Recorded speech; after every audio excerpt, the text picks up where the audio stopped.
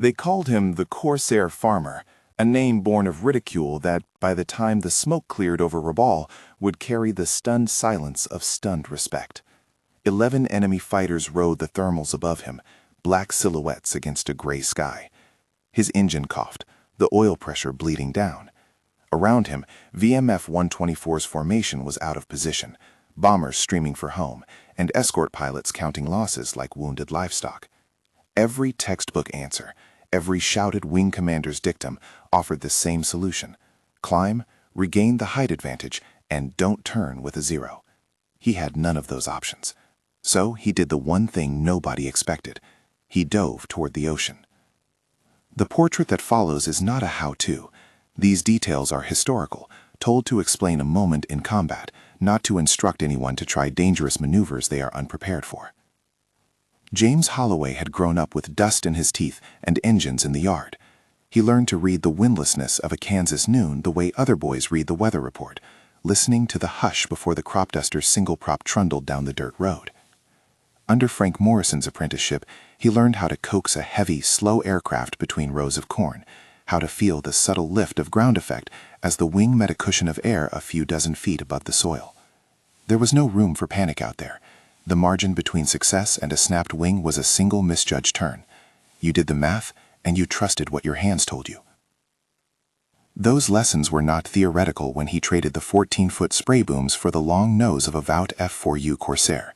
The airplane was a handful, a mass of power and torque designed for a different kind of sky.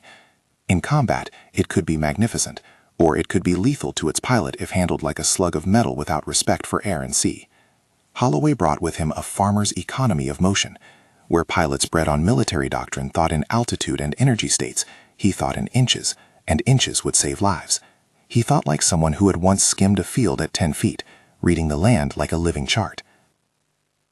By early 1944, VMF 124 had been stitched into the brutal, narrow calculus of the Pacific War. Their job was escort, long range, thin margin, protect the bombers long enough for them to deliver their load and try to live through the return. Rabaul was like a magnet for danger, an enemy stronghold ringed by fighters and anti-aircraft guns. The squadron lost Corsairs to everything the chart could list and a few things it couldn't. Command briefings became exercises in probability and grim arithmetic. Attrition was not only measured in men and machines, it was measured in tempo, in fuel states, in the dwindling of options as the formation pushed the limits to reach the target. "Do not turn with a zero," Captain Richard Stafford told them, voice steady as a metronome in a room that had learned the cadence of loss. "Altitude wins fights. We're the heavier fighters. We must keep the energy."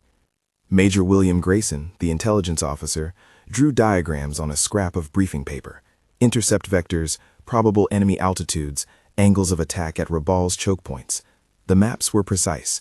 The weather reports were less so. The doctrine was simple and brutal. Don't trade altitude for maneuver. A zero would outturn you at the wrong speed. There was no room for improvisation in that logic. The squadron's survival statistics were a ledger of correct procedures and the occasional improvisation that paid off despite itself. Holloway listened. He did not shout. There was a stoicism in him that came from working a land that refused sentiment. When his turn came to speak, he did it with the same deliberate cadence he used to line up a spray run. "I know the book," he said, "but what if the book assumes we have room we don't?" It was not mutiny. It was a question of margins. He was keenly aware of fuel calculations, of the bomber's fuel consumption and the escort's dwindling reserves. He imagined the worst case, a push to the target with the enemy above, then the long drag home with only smoke and confidence for company. On the morning of the Rabaul strike, the sky was the kind of Pacific gray that flattened distance. VMF 124's Corsairs lined the carrier decks and forward strips. The smell of lubricating oil and hot metal was a constant. Sergeant Bill Mackenzie, the squadron's crew chief, checked the rounds in Holloway's gun sight, fingers working with a mechanic's certainty. "You good?" he asked, not looking up. Holloway squinted at the gauges through the glare. "As good as she'll take, Bill." He felt the airplane under him the way a farmer feels the soil beneath a tractor, by touch, by vibrations that run through the bones. The Corsair's engine idled with the promise of sudden violence. Holloway's wingman, Lieutenant Marcus Chen, strapped in next to him. Chen had a quick grin. There was an optimism in young men that history keeps and history drains, and Holloway sometimes resented both. Orders were concise. Captain Stafford's voice over the radio folded into the formation. Eyes forward, tight cover for the bombers. Push to the release point and peel off that last 10 miles like a bandage. They took off into a day that smelled of salt and diesel. The lead fighters set the climb, the Corsairs lifting with the heavy, ratcheting sound of their big engines. For a while, the flight was textbook. Climb, form, press. Then the contact report came brief and cold. Bandits above, 11 zeros, bearing north. Radios filled with chatter, clipped commands, and terse observations. The formation tightened. An enemy ring hung above them like a lid. The Japanese A6M0 was expected here. Light, maneuverable, a predator that favors the fight at medium to low energy states where it could trade height for tight turning. For the Corsair, the usual prescription was to keep above and drive through. Holloway's oil pressure was already trending. His gauges whispered that he wouldn't have the margin others took for granted. The math that had dogged their briefings now bore down. Fuel, altitude, angle. The decision matrix narrowed to a single point. They were ambushed in the way the Pacific ambushes were, sudden, as if the sea itself had spat them out into enemy sight. Zeros flashed, trading positions with a grace that made their aggression surgical. The first 2 hits in the squadron sent men bailing and metal smoking. Marcus Chen's Corsair took a tracer kiss across the wing route, and then his radio went dark. Later, Holloway would replay that silence as a sound, the absence of any answer. Marcus Chen did not return from that mission. The loss sat in the formation like an ache. Alone, the diagram of doctrine would have pushed Holloway into a climb and a run, to fight the detachments from above and hope his speed made up for lack of maneuver. But the reality at that moment was different. His throttle readings showed less than ideal fuel, his instruments ached toward amber, and the closest friendly was a spread-out group already juggling damage. From above, the enemy had the energy. From below, the ocean was both barrier and opportunity.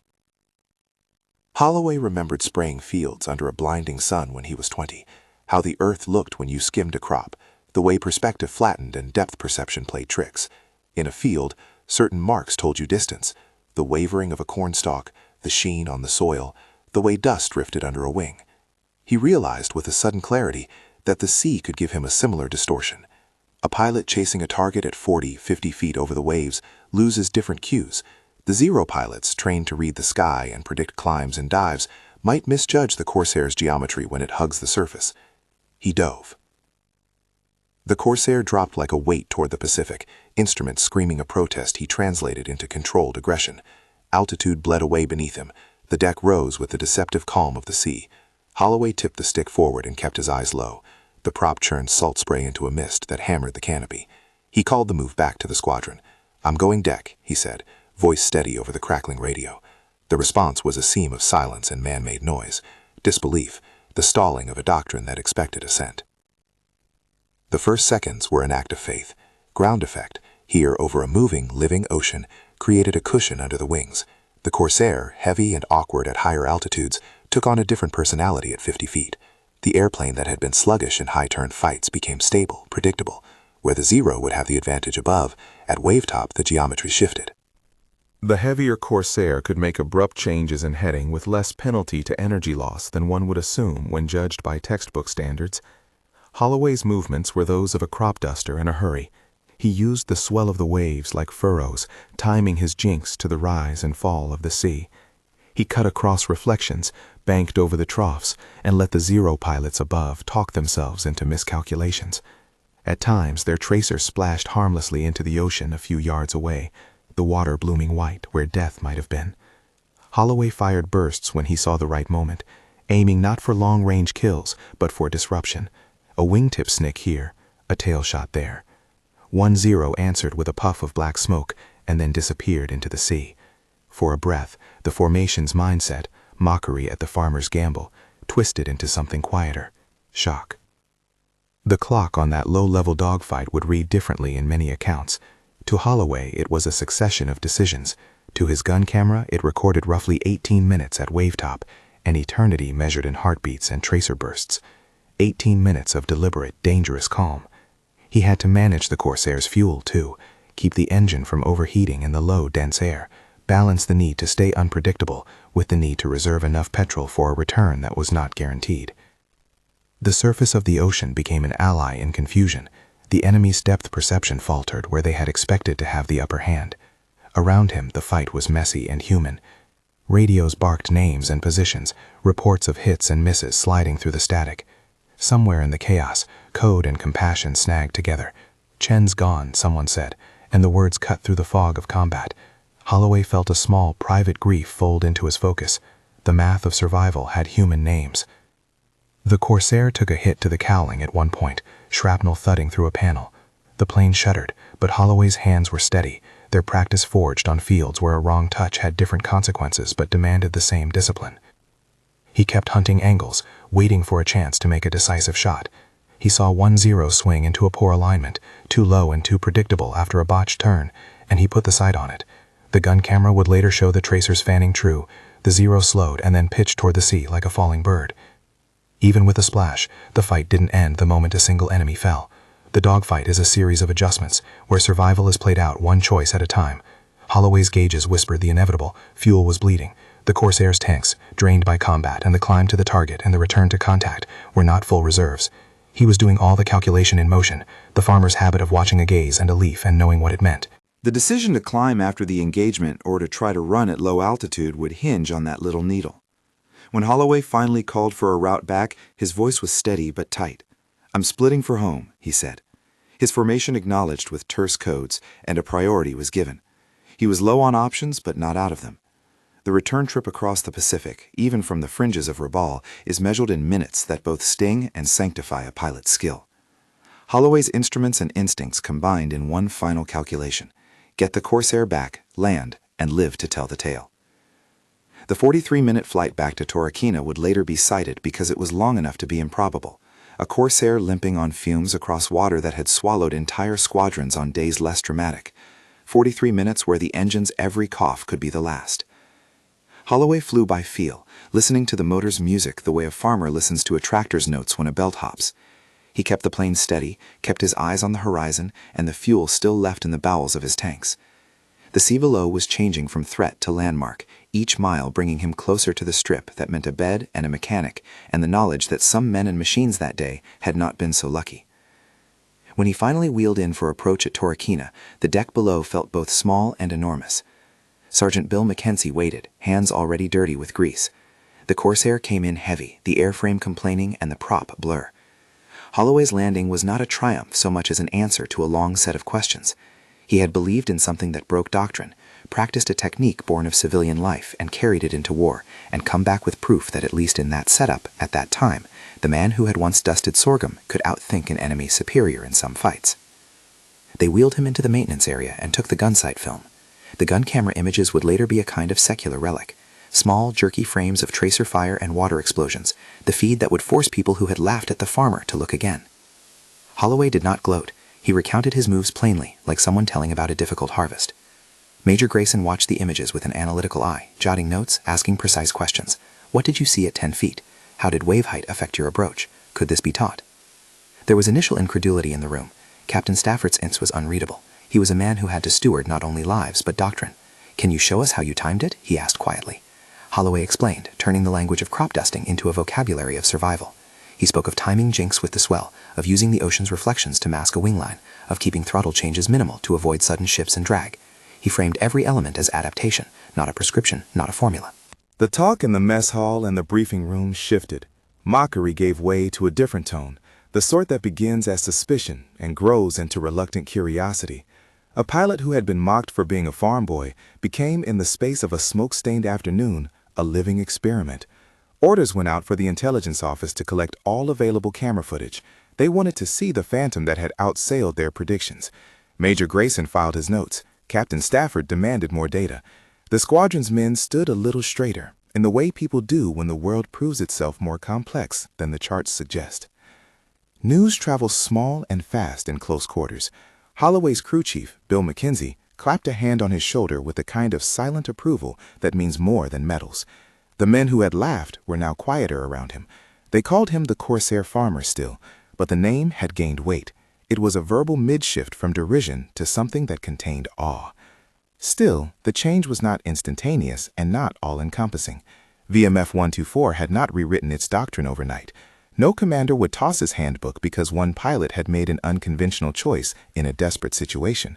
But the gun camera evidence opened a conversation that had been closed too often by habit and the comfort of the known.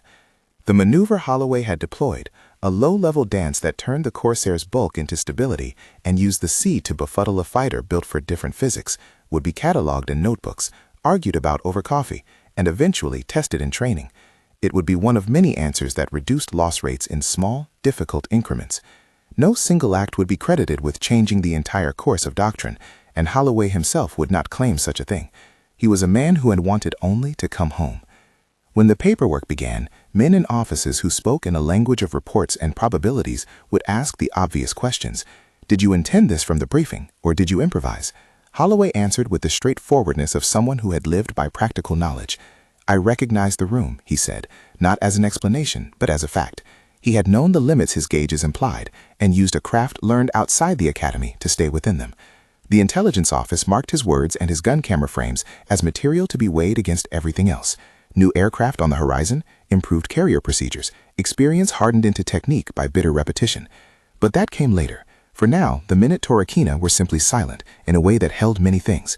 Grief for Lieutenant Marcus Chen, exhaustion from the day's combat, and a fissure of curiosity that might, if carefully tended, produce something that saved lives. Holloway sat on the tail of his Corsair, breathing in the salt air that smelt faintly of victory and of cost. He thought of Frank Morrison in Kansas, of the fields where he learned to read the ground. He thought of the ocean as a field of a different sort, one that would teach him, in the span of a single mission, how civilian skill can answer a military problem. The story did not end with his landing. The recordings were cataloged, the reports filed, and the conversations that would shape training began to unfurl. Men like Major Grayson and Captain Stafford kept their counsel, weighing the merits of a technique that had come out of necessity rather than doctrine. But among the squadron, and in the small circles of pilots who traded survival stories like currency, something shifted. Laughter turned into shock, shock into curiosity, and curiosity into a slow, careful study. There are images that linger, the Corsair's silhouette against a clouded sky, the moment a Zero's trajectory met the sea and disintegrated the way a misaligned crop row falls under a mistimed boom. Holloway's maneuver did not create a miracle, it created an opening in a set of assumptions. The details would be replayed in debriefs and examined in intelligence rooms with the patience of men used to parsing danger into digestible parts. For Holloway, the day was a ledger, choices tallied, fuel burned, a friend lost. He had broken a rule and returned. Whether the rule itself was brittle or the day simply unprecedented would be arguments for others. On the strip that evening, the men of VMF 124 moved about with the stoic efficiency of those who had faced an unwanted truth and now had to file it away. Holloway took off his helmet and wiped his face with the back of his hand. Sergeant Mackenzie met him and shook a hand that had been steady when things mattered. The gun camera would be watched frame by men whose lives were measured in such images. Evidence would force a dozen conversations. Policies would be considered. Training sessions would be drawn up to test the limits of what had been observed. And somewhere in the background of this small, consequential day, the nickname persisted. They would still call him the Corsair Farmer, but the laugh that had once undercut him was retooled into an exhalation that held respect and a new kind of wariness. He had transformed a pejorative into a cautionary tale, and for some, a model. The rest would be settled elsewhere, in offices, in training runs over simulated waves, and in the slow, bureaucratic churn that turns individual improvisation into institutional memory. The next steps would be quieter and colder than the violence over Rabaul, the clip of film in an intelligence room, the notes tucked into a file marked lessons learned, the careful debate about whether to teach a maneuver born of desperation. Holloway would live long after that day, and the memory of how he wasted and preserved fuel, how he measured his turns like a man who had once sprayed crops, would travel with him. He would be a man who had turned laughter into shock, and shock into a question that the Marine Corps could not ignore. The papers and the film moved through channels the way wounded men move through a dressing station, quickly, with purpose, and always with someone watching the clock. Major Grayson stapled frames to reports. Captain Stafford wrote a short, precise memo asking for a measured follow-up, more footage, more witnesses, and a controlled set of trials to see whether what had happened over Rabaul could be taught without courting catastrophe. The language in those memos was careful. The stakes were not only lives, but the brittle coherence of doctrine itself. No officer wanted to trade a manual for an anecdote, but neither could they ignore evidence that might save men. Intelligence compiled the gun camera footage into a packet that read like a small dossier. The images were shaky, grainy, tracer lines and the bloom of water where a zero had buckled under fire. Yet when technicians slowed the frames, when analysts traced vectors and matched Holloway's maneuvers against known performance envelopes of both the Corsair and the A6M0, a pattern emerged. Deliberate, low-level jinks timed to wave crests, throttle adjustments kept minimal to avoid abrupt energy loss, a willingness to accept the Corsair's bulk as an anchor rather than a liability. In the cold light of the intelligence office, the farm boy's improvisation assumed the shape of a teachable tactic, but with caveats. The sea state mattered, fuel status mattered, enemy disposition mattered. The method had constraints that, if ignored, could turn a saving move into a death sentence. Captain Stafford convened a small panel that included Major Grayson, a flight instructor from the training detachment, and a couple of veteran pilots whose names carried weight in VMF 124. They watched the film more than once. They annotated margins of reports. "We do not teach this to green pilots without safeguards," the instructor said bluntly. The panel's first recommendation was for simulation in controlled flights. Experienced pilots would be asked to replicate the geometry under supervised conditions, with a focus on risk mitigation. These were not blanket endorsements. These were experiments designed to see where this improvisation might plug a hole in doctrine, if at all. Word spread beyond VMF 124 in the low, efficient manner of the fleet. A copied memo here, a whispered conversation there. Pilots in adjacent squadrons wanted to know whether the farmer who had baffled 11 zeros was a fluke or a revelation. Some senior officers bristled at the idea that a modification born in desperation could alter established tactics. Others, who had been keeping a ledger of losses and wanted any edge to keep men alive, leaned toward controlled adoption. The debate was as much about culture as it was about aerodynamics, how to assimilate folk knowledge into a bureaucratic system designed to be safe and replicable. Testing began with restraints. Experienced pilots, sometimes those whose missions had already taught them how to live inside abnormal margins, were paired with intelligence observers and flight surgeons on practice runs well away from contested zones. They simulated conditions approximating Holloway's: limited fuel, enemy advantage in altitude, and a calm to moderate sea state where wave timing could be read. The results were uneven. When conditions matched Holloway's, the sea flat enough to create consistent visual cues, the pilot confident in wave timing, the Corsair in a known configuration, the aircraft behaved in ways the pilots had reported. More stable in abrupt heading changes than at mid-altitudes, less punishing when the controls were used surgically. When conditions differed, choppy sea, inexperienced hands, or different fuel loads, the trick failed, and the margin for error narrowed dangerously. That paradox became the heart of command discussions. The maneuver could save lives in a narrow band of cases and become lethal in others. It was not a panacea. "This is a tool," Grayson wrote in one of his dry, careful lines, "not a rule." The training that followed adopted the same tone. Pilots were taught to recognize scenarios where the wave-hopping technique might present an option, but they were also drilled on the physiological and mechanical dangers unique to such low-level work: visual illusions, sudden turbulence created by swells, and the increased likelihood of enemy tracking under certain lighting conditions. The best instructors insisted on pairing any practical teaching with a sobering reminder that the technique carried great risk and should never be used as routine. Instructors added emergency procedures to account for inadvertent descents and loss of control, and flight surgeons warned about the strain low-level flight imposed on both pilot and machine. The change in behavior across the fleet was incremental. Men tried the technique in training flights where a loss could be contained and lessons salvaged. Debriefings following those trials filled pages with corrections, approximations, and caveats. The maneuver did not become doctrine in the sense of a commandment printed in an operations manual the next week. It trickled into the institutional brain as an option, something to be considered under specific circumstances and not a replacement for established tactics. That cautious adoption, measured, annotated, and bounded, is precisely how practical innovations often move from single acts to institutional memory in military organizations. There was, inevitably, a story that curled around Holloway himself. He was recommended for a decoration on the basis that his actions had demonstrably saved lives and provided actionable insight. That recognition, the awarding of a Distinguished Flying Cross, was recorded and conferred, done in the language of merit, but with the same restraint the Corps had shown in embracing his method.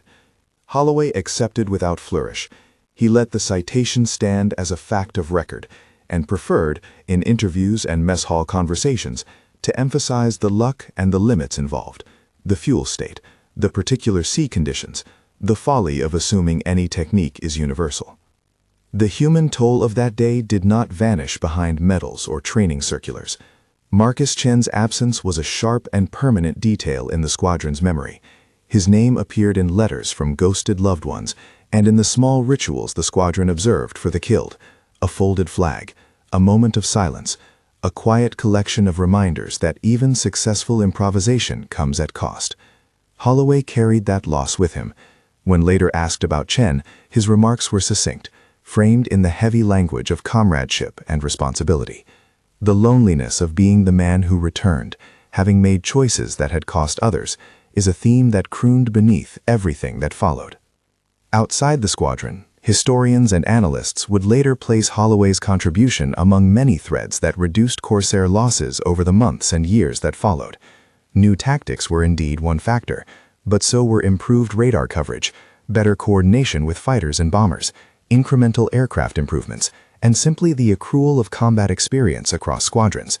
Some consolidated reports cited a roughly 12% reduction in Corsair loss rates in certain operations after a suite of changes was implemented. The documents that followed insisted on multiplicity of causes. Holloway's wave-hopping technique was one of the strands woven into a larger fabric of adaptation. Those distinctions mattered to the men who lived and breathed the consequence of each line in a report. For Holloway, the post-war narrative that would later fold into his life was spare and largely unadorned. He returned to a country that was eager to thank, but not always eager to know the details. He took his leave from the limelight with the same practicality that had guided him over fields and waves. There were interviews and reunions, but he did not cultivate a career of public lectures or memoirs. He lived his time the way many veterans did, measured, private, and with the occasional visit back to airfields where men shared the solace of shared memory. For historians who later sought the origins of specific low-level tactics, Holloway's name would surface, recorded, credited, but not lauded into sole authorship.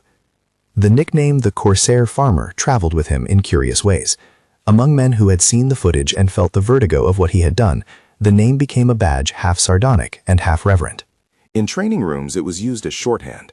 Remember, Holloway meant be practical, be cautious, and don't assume a single trick fits every problem. In mess halls, it was a jokey reference to someone who could read a horizon like a row of corn. The laughter that once belittled him never fully returned. Where it did, it was threaded through with an awareness that sometimes the most useful expertise arrives from places the manuals never anticipated.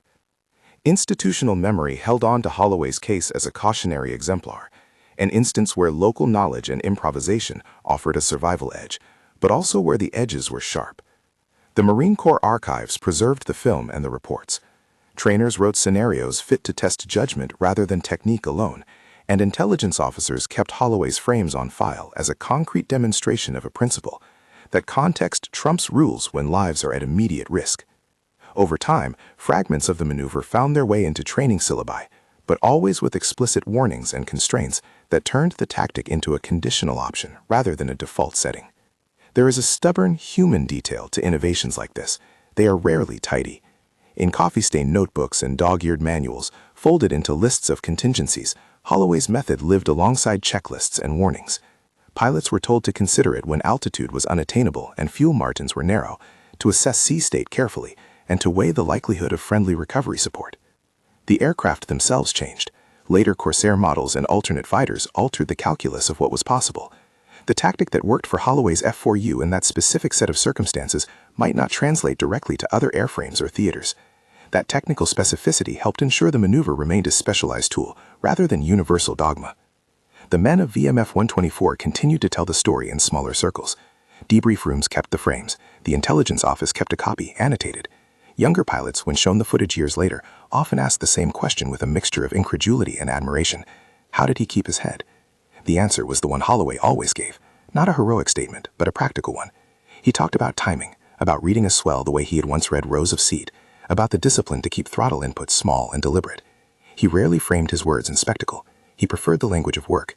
You see this swell, you time the bank, you don't overreact. You keep your head, or the waves will take you. The man who had once skidded a crop duster between rows of sorghum and later threaded a Corsair between the surface and the enemy was not content to let his act be mythologized. He insisted on context. That insistence likely prevented a simpler, bolder claim about his influence from taking hold in the pages of official doctrine. There was no furious rewriting of manuals in his name. There was instead a slow accretion of understanding, bounded by sane rules and tempered by the practicalities Grayson demanded in his notes. What remains of this episode beyond reports and a few frames of gun camera film is the kind of human testimony that resists tidy summaries. It is the sound of a squadron that did its duty and then, still reeling, tried to figure out how to do it better.